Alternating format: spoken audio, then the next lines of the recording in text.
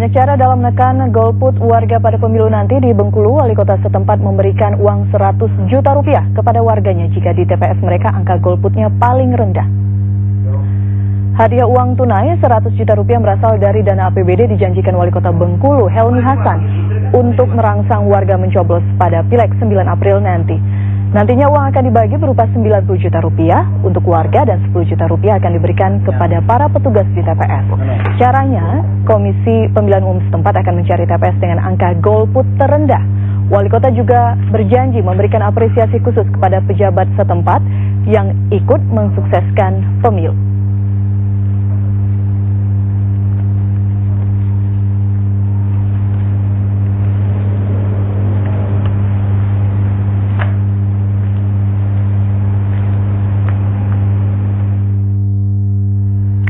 Sudah bergabung bersama kita petang hari ini Wali Kota Bengkulu, Bapak Helmi Hasan. Assalamualaikum. Selamat petang, Pak Helmi. Warahmatullahi wabarakatuh. Elvira Khairunisa. Ya, selamat siang semuanya. Pak Helmi, menarik sekali apa yang Anda terapkan di Kota Bengkulu. Begitu kita tahu bahwa golput menjadi keprihatinan bersama, tapi kemudian banyak tudingan yang terdengar pro dan kontra bahwa apa yang Anda lakukan memberikan uang 100 juta rupiah untuk tiap kelurahan yang angka golputnya terendah ini merupakan bagian dari money politik, Pak Wali. Ya, silakan saja orang berprasangka, orang menduga, itu hal yang biasa di dalam demokratisasi kita. Tetapi kita lakukan ini karena ingin membantu sehingga kualitas pemilu 2014 ini lebih baik daripada pemilu yang lalu. Alat ukur pemilu berkualitas, bagaimana partisipasi masyarakat itu menjadi tinggi. Nah, oleh karena itu, stimulan kita berikan melalui APBD Kota Bengkulu.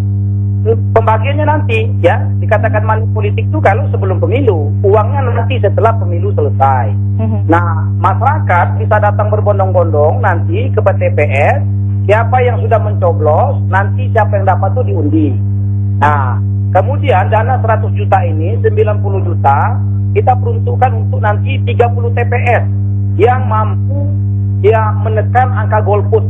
Nah, kemudian 10 jutanya kita berikan kepada para penyelenggara. Misalnya RT-RT itu akan semangat untuk nanti ngajak warganya, petugas TPS akan semangat ngajak warganya untuk datang ke TPS. Mekanisme untuk anggarannya sendiri uangnya sudah disetujui oleh DPRD?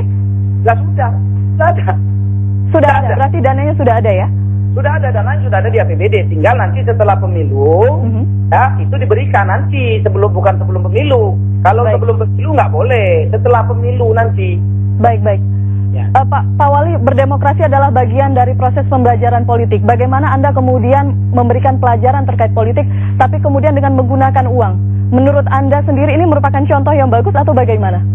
Ya, ini contoh yang bagus, stimulan kepada rakyat. Karena hari ini jujur kita akui, rakyat sering berbicara, ngapain datang ke TPS? Wakil rakyatnya kayak gitu-gitu juga. Ya kan, sudah dipilih dia lupa.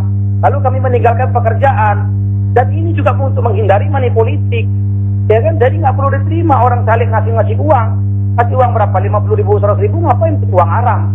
Dengan datang ke TPS, pemerintah sudah menyediakan hadiah. Siapa nanti yang datang ke TPS mencoblos, nanti yang beruntung dapat hadiah 1 juta per orang. Kira-kira kan seperti itu. Gitu. Diulang segmen yang terakhir, ada hadiah lain lagi 1 juta rupiah per orang? Ya, dari uang 100 juta itu nanti siapa dapat 1 juta. Diundi. Jadi kita nggak tahu siapa milih siapa, nggak tahu. Tetapi ini adalah untuk memotivasi masyarakat. Sekarang kita coba lihat, PR besar bagi Republik ini adalah bagaimana menekan angka golput. Bagaimana kualitas pemilu dikatakan bagus kalau angka golputnya sangat tinggi. Kan begitu. Jika ini kemudian dilihat sebagai cara yang singkat, kita tahu golput bukan hanya karena masyarakat enggan datang ke TPS, tapi karena memang tidak terdaftar di dalam daftar pemilih tetap. Kemudian juga karena tidak mengerti cara mencoblos sehingga surat suaranya tidak sah.